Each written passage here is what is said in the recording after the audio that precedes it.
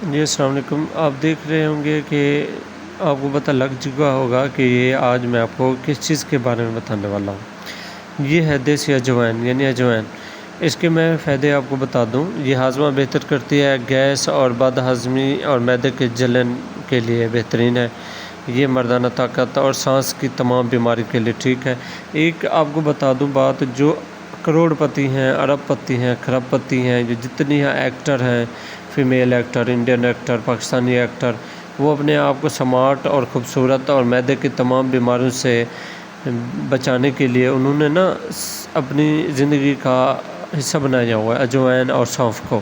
اجوائن ایک قدرتی anti biotic ہے، یہ ہر بیماری سے محفوظ رکھتی ہے۔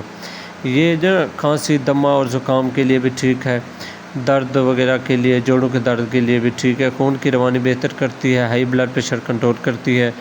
یہ قوت مدافعت یعنی اینٹی بیکٹیریل اور اینٹی فنگل خصوصیات رکھتی ہے۔ حیض کی باقاعدگی اور درد میں اس کا اہم کردار ہے۔ میٹابولزم کو تیز کرتی ہے، یہ وزن کم کرتی ہے۔ تو ایسے افراد جو معدے کی مرض میں اور مختلف موٹاپے کی مرض میں مبتلا ہے وہ کم از کم 1 چمچ اجوائن کو آپ پیس لیں، کوٹ لیں، تو آپ اسے 1 چمچ اجوائن آپ ڈیلی استعمال کریں، یا ایسے بھی استعمال کر سکتے ہیں، اپنے کھانوں میں استعمال کریں، آٹے میں، سالن میں ڈالیں، آپ ایسے استعمال کریں، یا اس کو ابال کے 5 منٹ ہلکی سی آنچ پہ آپ استعمال کر سکتے ہیں۔ یہ ہاضمے، گیس اور ابھار جلن وغیرہ کے لیے ٹھیک ہے، بھوک کو بڑھاتا ہے، بھوک بھی لگتی ہے۔ اور یہ ایسے افراد جو دمے کا شکار ہے، استما یعنی نزلہ زکام رہتا ہو، ان کے لیے اس کا بڑا اہم کردار ہے۔ اجوائن کا تیل روئی پر لگا کر دانت پر رکھیں، دانت کا درد کلیئر ہو جائے گا۔ اجوائن کا کہوہ صبح نہار منہ پئیں۔ تو اس کے کوئی سائیڈ افیکٹ نہیں ہے، کیونکہ اللہ تعالیٰ کی ایک بہت بڑی پیاری نعمت ہے یہ۔ آپ اس کو اپنی زندگی کا حصہ بنائیں۔